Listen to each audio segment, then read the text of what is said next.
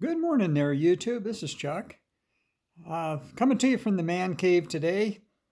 It's a little too cold to play outside. It's snowing off and on. It's melting just about as fast as it's coming down, but there's about 4 inches on the ground, and just a good day to be inside. The man cave's a little chilly.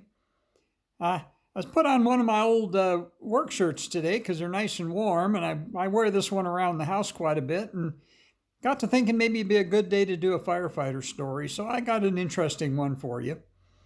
This is quite a few years ago, but we got a call one night for a house fire, and at the time we were primarily a volunteer department, so we tripped all the pagers for all the volunteers, and we basically responded out to the location. It was about a 2.5 mile run from the station, and basically, we filled up the street with fire trucks like we always did, and went to the location and found absolutely nothing at the house where the fire was reported to be.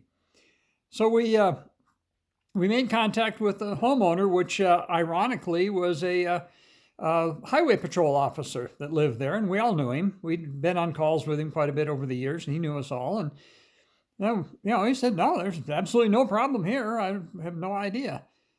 So what we always do in those cases, of course, we have the dispatcher call the reporting party back, because sometimes those type of things, are outright false alarm, and most often not in our town anyway. Most of those were some kind of a mistaken call. So it turned out the reporting party lived right across the street, and so the dispatcher asked him to come out and talk to us. So the lady came out, and and of course we've got about 4 or 5 fire trucks there and flashing lights all over the place. And she said, "No," she said, "I saw the house. It was on fire." And so I asked her, I said, "Well, where exactly were you standing?" She said, "I was in my living room." I said, "Well, let's go back there."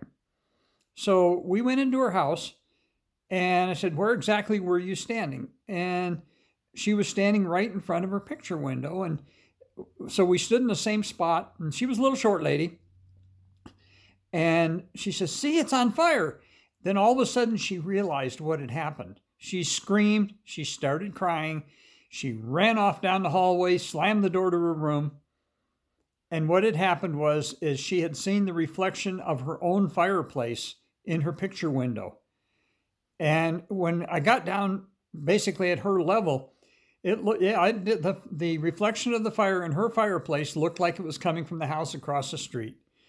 So she was very embarrassed, and we got a good laugh out of it. Fortunately, nobody lost their home. There was no disaster, no tragedy. Called us all out for no reason on a snowy evening. But all in all, it was just another firefighter story that we all got to laugh about for quite a number of years. So we'll get back to some van stuff. It's a little cold right now and snowy. The van's covered with snow, and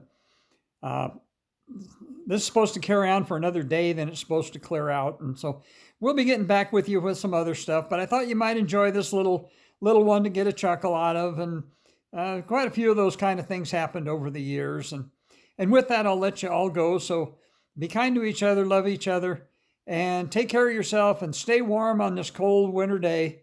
And we'll talk to you again soon, and peace out.